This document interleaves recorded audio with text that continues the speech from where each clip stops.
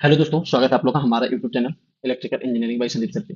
और जैसा कि मैंने आप लोगों से वादा किया था कि बहुत जल्द हम लोग आरआरबी जेई की जो वैकेंसी आने वाली है, अपनी अपकमिंग जो वैकेंसी है उसके लिए हम लोग सीबीटी फर्स्ट और सीबीटी टू दोनों का डेडिकेटेड हम लोग स्टडी करने वाले हैं। आप लोग मेरे साथ स्टडी करने वाले हैं, जिसमें हम लोग कुछ सब्जेक्ट भी डिफाइन किए थे। हम लोग मेजर मेजर सब्जेक्ट जो मार्क के मतलब हम लोगों के सिलेक्शन में जो रोल प्ले करता है, उसी सब्जेक्ट को हम लोग इस वीडियो में हमारे सीरीज में आपको देखने को मिलेगा। जैसे कि सीबीटी फर्स्ट में हम लोग बात की थी साइंस, मैथ, रीजनिंग, जो कि तीनों सब्जेक्ट का वेटेज कुल मिलाकर 85 हो जाता है। और उसी तरह से सीबीटी टू में हम लोग आगे देखेंगे। तो आज ये जो वीडियो हम लोग का साइंस का सीरीज इस वीडियो के द्वारा स्टार्ट करेंगे। साइंस में भी हम लोग पहले केमिस्ट्री पढ़ेंगे, उसके बाद जैसे आप लोगों का फीडबैक रहेगा बायोलॉजी या फिजिक्स, उसको हम लोग स्टार्ट कर लेंगे। तो इस वीडियो को स्टार्ट करने से पहले कुछ बातें मैं आपको बता दूं।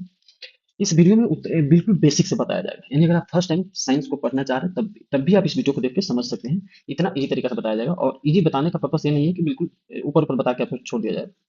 इजी वे से स्टार्ट किया जाएगा, लेकिन जहां तक आपको जरूरत है इन एग्जाम लेवल है उससे कुछ ज्यादा तक आपको नॉलेज की जानकारी के लिए इस वीडियो सीरीज में आपको बताया जाएगा। तो इसी के साथ हम लोग स्टार्ट करते हैं। बाकी आप लोग को अगर मेरा पढ़ाना अच्छा लगे तो कमेंट करके बताइएगा, तो फिर आगे सोचा जाएगा और हम लोग क्या कर सकते हैं। ठीक है, तो ये सीरीज हम लोग स्टार्ट करते हैं आज से। अब बिल्कुल हम लोग साइंस के डेफिनेशन से इस वीडियो को स्टार्ट करते हैं। तो सबसे पहले हम साइंस का डेफिनेशन पढ़ने के लिए हम नेक्स्ट पेज ले लेते हैं। साइंस क्या है, या बोले तो विज्ञान क्या है। विज्ञान, जिसको कि हम लोग साइंस कहते हैं।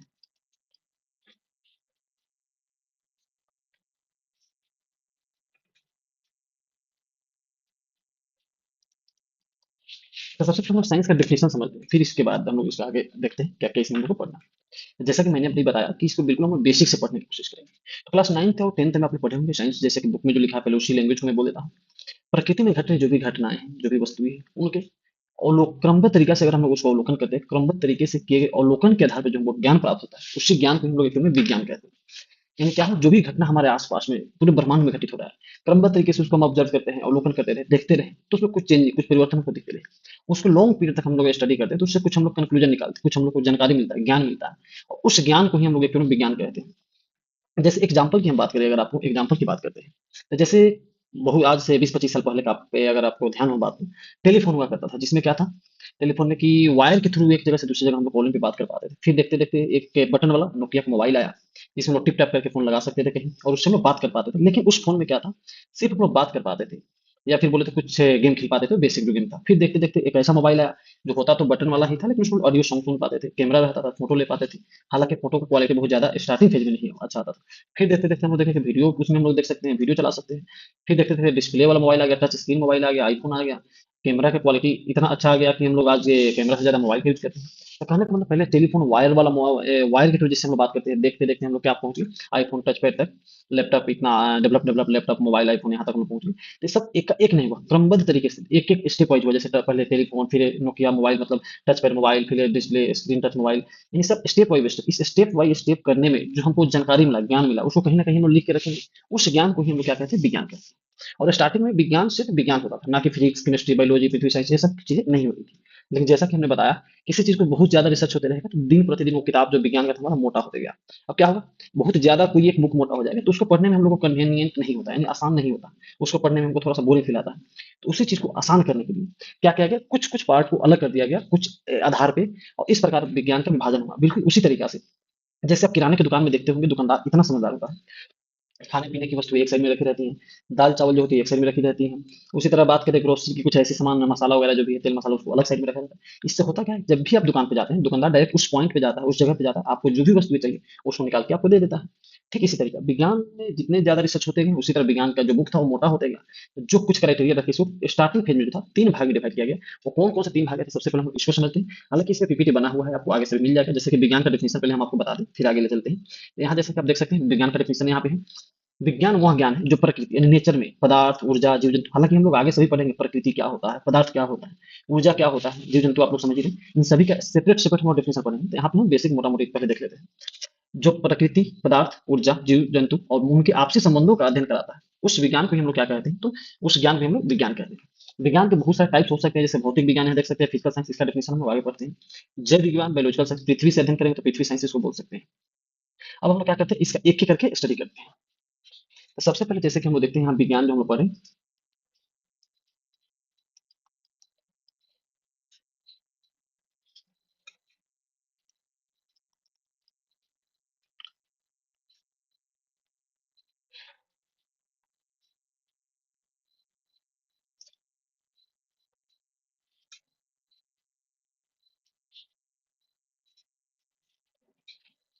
एक्चुअल में फर्स्ट टाइम यहाँ पे मैं कोशिश कर रहा हूँ, थोड़ी सी दिक्कत आ रही है, कोई नहीं, हम यहाँ पे आपको यहीं पे बता देते हैं। एक के नया हम लोग स्लाइड इंसर्ट कर लेते हैं। स्लाइड भी क्या हो गया, इसको हम लोग कर लेते हैं डिलीट, और यहाँ पे हम लोग पढ़ लेते हैं जैसा कि अभी हम लोग पढ़ रहे थे।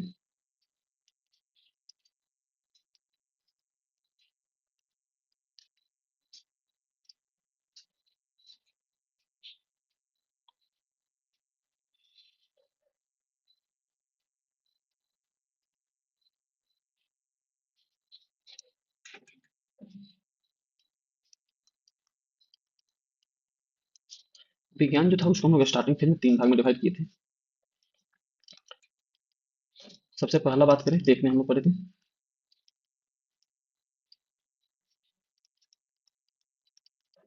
भौतिक शास्त्र, भौतिक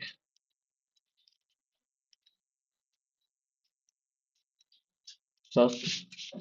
वही अगर बात करें हम लोग दो नंबर पॉइंट में तो रसायन शास्त्र, रसायन शास्त्र। और तीन नंबर अगर हम लोग बात करते हैं तो पढ़े थे जीव विज्ञान। यानी जो विज्ञान था उसको स्टार्टिंग फेज में तीन भागों में डिवाइड किया गया। क्या क्राइटेरिया है तो इसका हम लोग जब आगे डिफिनेशन पढ़ेंगे तो आपको समझ में आ जाएगा। भौतिक विज्ञान, रसायन विज्ञान और जीव विज्ञान। भौतिक विज्ञान या भौतिक शास्त्र जिसको हम लोग कहते हैं, उसको हम लोग क्या कर सकते हैं, यहाँ पे इंग्लिश में इसको कहते हैं फिजिक्स। रसायन शास्त्र को जैसे कि आप लोग जानते हैं स्पेलिंग होता है CHEMISTRY, लेकिन यहाँ इसको केमिस्ट्री पढ़ते हैं ना कि आप लोग केमिस्ट्री। इसको क्या पढ़ेंगे, रसायन विज्ञान को केमिस्ट्री पढ़ेंगे। और जीव विज्ञान को हम लोग क्या कहते हैं यहाँ पे, बायोलॉजी। इस तरह से यहाँ से हम लोग देखें विज्ञान को तीन भागों में डिवाइड किया। अब क्या क्या क्राइटेरिया था, तो देखिए भौतिक शास्त्र जो हमारा था इसमें क्या किया गया, नेचर में जो भी घटना घटित हो रहा है हमारे आसपास, जैसे कि बिजली गरजता है, बादल का बनना जो होता है, बारिश का होना जो है, पेड़ से कोई फल जो होता है नीचे ही हमेशा गिरता है, आप भी अगर छत से कूद जाते हैं तो हमेशा नीचे आते हैं, आकाश में नहीं जाते। हवाई जहाज हम जो देते हैं देखते हैं आकाश में चलता है, लेकिन वो फिर भी पृथ्वी पे नहीं गिरता है। इन तमाम चीजों के बारे में यानी प्रकृति में जो भी घटना घटित हो रहा है, इन सब चीजों के बारे में विज्ञान के एक स्पेसिफिक शाखा में, या बोले तो जिस शाखा में जहाँ पे अध्ययन किया गया या इससे रिलेटेड जितना अध्ययन किया गया उसको एक अलग किताब बना दिया गया। और उस किताब को हम लोग क्या बोल दिए, नाम दे दिए, तो भौतिक शास्त्र नाम दे दिए। ठीक उसी तरीके से रसायन शास्त्र, कोई भी वस्तु जो हमारे पास है, जैसे कि हम लोग देख सकते हैं, हम लोग जिस घर में रहते हैं वहाँ ईंट जो है, ईंट जो है उसका बनावट कैसा है, किस तरीके से बना उसको बनाया गया है, क्या उसमें अणुपरमाणु या किस कितने सूक्ष्म कण मिट्टी से पानी से मिलकर बना है। तो जो भी पदार्थ हमारे आसपास दिख रहा है उसका बनावट किन किन चीजों से मिलकर बना है, उसका या किन किन चीजों को मिलाने से क्या बनता है, इस प्रकार का जो भी अध्ययन किया गया, इस प्रकार से जो भी रिसर्च किया गया था, उसको एक अलग किताब बना दिया गया। उसको हम लोग क्या बोले, उस किताब को हम लोग नाम दे दिए केमिस्ट्री, यानी जिसको कि रसायन विज्ञान कहते हैं। जीवित वस्तुओं, जीवित वस्तु में क्या हो जाएगा आपका, हम आप हो गए, जानवर हो गया, पेड़ पौधा में जो भी चल फिर सकता है, शोषण कर सकता है, वृद्धि कर सकता है, इन सब चीजों के बारे में, ये कीड़े मकोड़े जो भी हो गए, इन सभी चीजों के बारे में विज्ञान के जिस शाखा में एक अलग शाखा बना दिया गया, और इस शाखा को हम लोग क्या नाम दिए, इस शाखा को हम लोग नाम दिए जीव विज्ञान। तीनों के नाम देने वाले कौन कौन थे तो उनका भी हम लोग नाम यहाँ पढ़ेंगे, क्योंकि यहाँ डिफिनेशन आपको किसी भी कंपटीशन एग्जाम में नहीं पूछा जाएगा, हालांकि ये बेसिक जानकारी के तौर पर आपको होना था। लेकिन भौतिक विज्ञान को देने वाले कौन है, या भौतिक शास्त्र को देने वाले कौन है, इनके फादर ऑफ भौतिकी किसे कहते हैं, ये सभी जो क्वेश्चन है, फादर ऑफ रसायन शास्त्र किसे कहते हैं, यानी रसायन शास्त्र के जनक किसे कहते हैं, इन सब प्रकार के क्वेश्चन जो है आपके एग्जाम में भी आते रहता है, तो इसको आप लोग ध्यान से पढ़ने का कोशिश करेंगे। तो आइए एक एक करके हम लोग समझने का कोशिश करते हैं। सबसे पहले नेक्स्ट हम लोग देखते हैं क्या, पहले slide। सबसे पहले हम लोग देखते हैं भौतिक। कोई नहीं, फर्स्ट टाइम ट्राई कर रहे, थोड़ा सा हाथ को बैठाने में दिक्कत आ रही, 2-3 दिन में तो ठीक हो जाएगी। आप लोग पढ़ाई पे ध्यान देंगे, ठीक है। तो सबसे पहले जो भौतिकी पढ़े, इसके पिता यानी इसके जनक किसको माना जाए, तो सिंपल अगर भौतिकी पूछा जाए तो आप लोग क्या कह देंगे, न्यूटन। लेकिन इसको एक्चुअली में भौतिकी को भी अलग अलग तरीका से यहाँ पे आगे चल के डेवलप हुआ तो डिवाइड किया गया। भौतिकी में अगर पूछा जाए सिंपल भौतिकी के पिता तो आप न्यूटन दे देंगे जवाब। लेकिन वहीं अगर बात पूछा जाए आपसे आधुनिक भौतिकी, आधुनिक भौतिकी,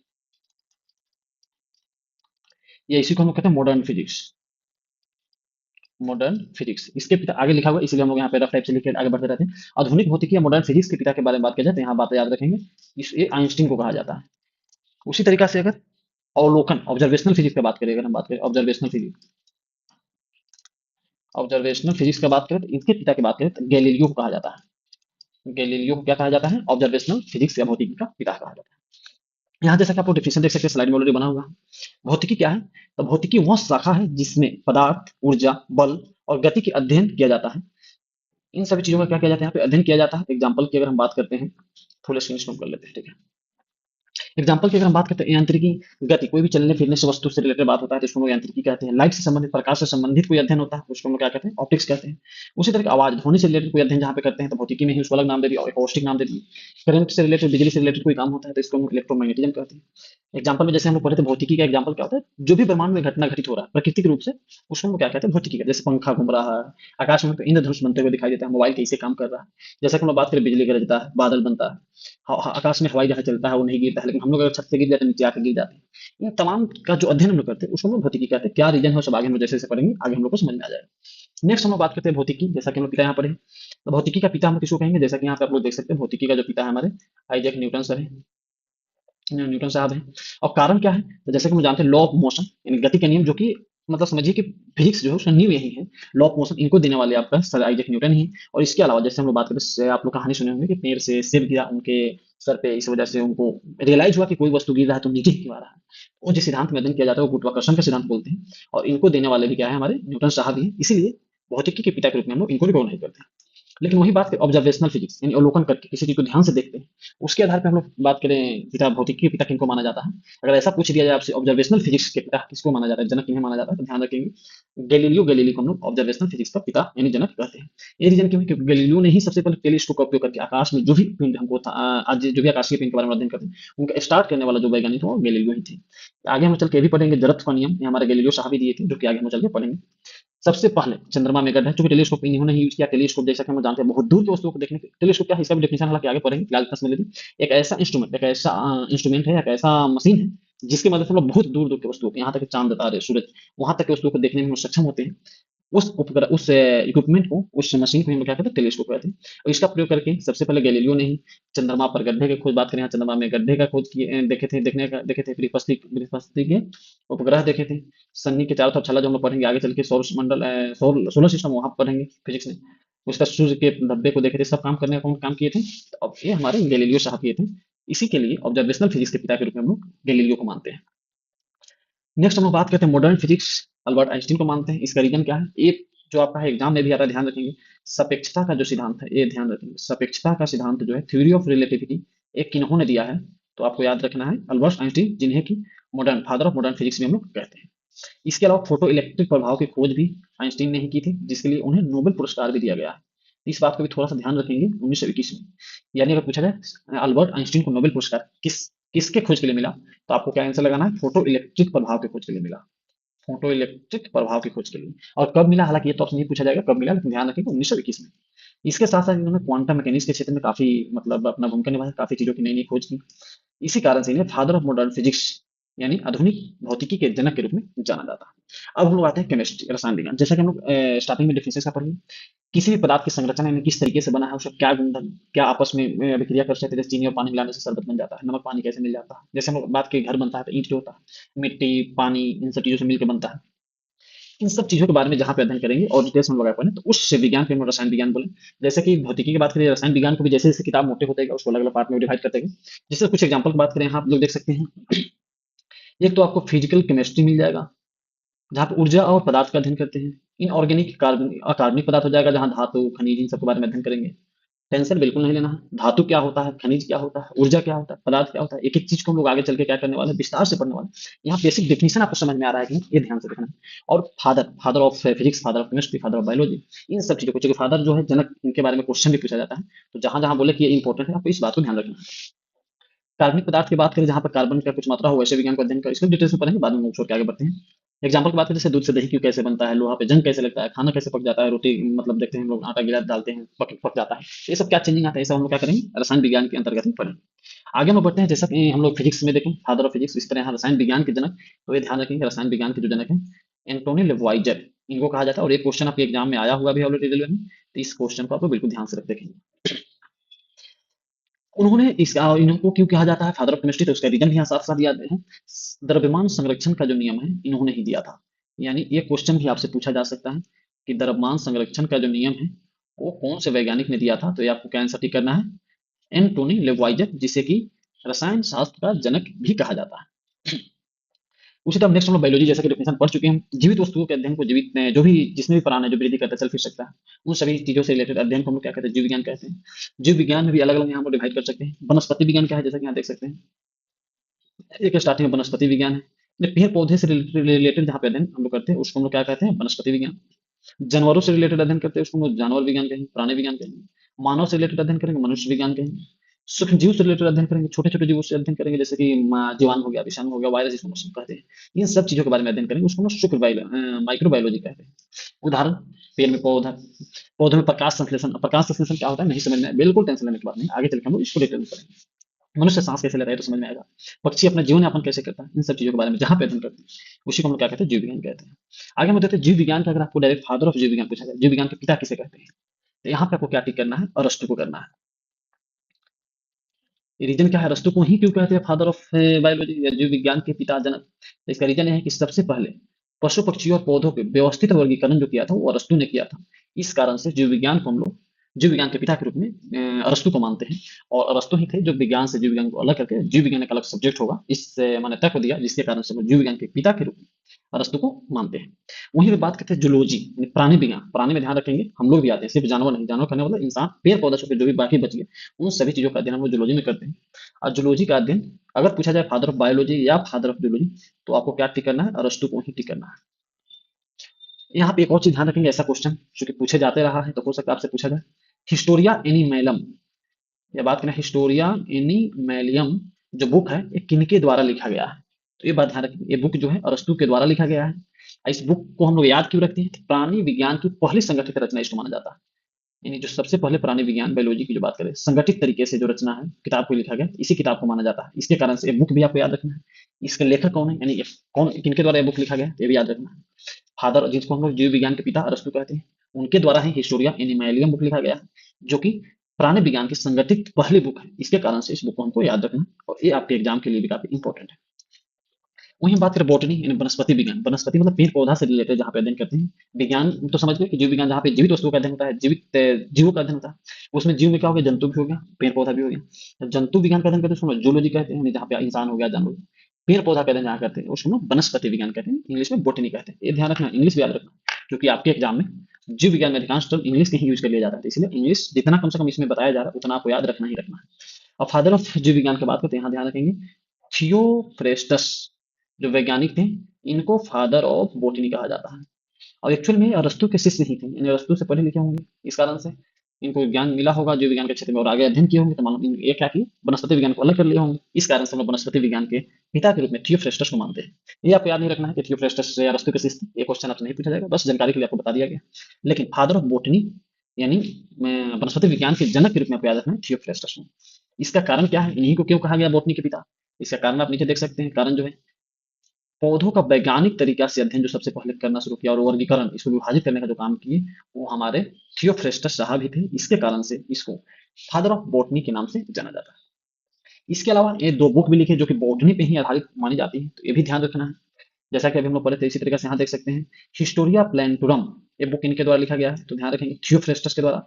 इसी तरीके से डी कोशियस प्लेटिनम, ये बुक इसके द्वारा लिखा गया, तो ये भी थियोफ्रेस्टस के द्वारा लिखा गया। ये दोनों भी आपके एग्जाम के लिए काफी इंपॉर्टेंट रहेगा। जैसा कि अभी हम लोग पढ़े हिस्टोरिया एनिमेलियम बुक किनके द्वारा लिखा गया है, अगर बात करें पूछा जाए आपसे, हिस्टोरिया एनिमेलियम बुक किसके द्वारा लिखा गया, तो ध्यान रखना है अरिस्टोल, अरस्तु के द्वारा, जिसमें इंग्लिश में हम लोग अरिस्टोल लिखते हैं, अरस्तु। इसी तरीके से अगर बात यहाँ पे ये दोनों बुक के बारे में अगर पूछा जाए आपसे, हिस्टोरिया प्लेंटेरम या एंड डी कॉशिस प्लेंटेरम, ये दोनों बुक किनके द्वारा लिखा गया है, तो ये ध्यान रखना है आपको थियोफ्रेस्टस, थियोफ्रेस्टस, ये दोनों बुक इनके द्वारा लिखा गया है, जिसको कि हम वनस्पति विज्ञान के पिता के रूप में जानते हैं। तो ठीक है, इस वीडियो में हम लोग इतना ही। इस वीडियो को देख के आप लोग फीडबैक देंगे, जैसा फीडबैक देंगे उसके आधार पे आगे। फिलहाल ये वीडियो आप लोग फीडबैक जैसा भी दें, ये कंटिन्यू केमिस्ट्री फिजिक्स बायोलॉजी और मैथ साइंस ये वीडियो कंटिन्यू आपको मिलते रहेगा। तो उम्मीद है ये वीडियो आपको अच्छा लगा होगा। तो अगर अच्छा लगे तो अपने दोस्तों में इस वीडियो को शेयर कीजिए, आप लोग लाइक कीजिए। कुछ सुधार करने का अगर जरूरत महसूस हो रहा है तो आप लोग सजेस्ट कर सकते हैं, लिंक में कमेंट बॉक्स में लिख सकते हैं। बाकी जैसा कि आपको पता है कि मैं खुद एनएचपीसी में काम कर रहा हूँ, जेई के पोस्ट में, तो मतलब मैं खुद सेलेक्टेड हूँ, तो आपको स्वाभाविक सी बात है जो भी कंटेंट यहाँ पे दिया जाएगा वो सिलेक्शन वाले ही दिया जाएगा। बकवास चीजें जो कि आपके एग्जाम पर परस्पेक्टिव से अच्छा नहीं हो सकता है आपको पढ़ने में मजा आ रहा हो उस चीज को, तो वैसा कंटेंट यहाँ पे आपको नहीं दिया जाएगा। यहाँ पे वैसे कंटेंट आपको दिया जाएगा जो हो सकता है आपको पढ़ने में मजा नहीं आ रहा हो लेकिन आपके एग्जाम के लिए जरूरी है। तो ऐसे कंटेंट के लिए, इसके अलावा गवर्नमेंट जॉब से रिगार्डिंग कोई भी नोटिफिकेशन अपडेट वगैरह चाहिए तो आप इस चैनल को सब्सक्राइब करके रख सकते हैं। ठीक है, तो इस वीडियो को हम लोग यहीं पे करते हैं समाप्त। Thank you for watching this video.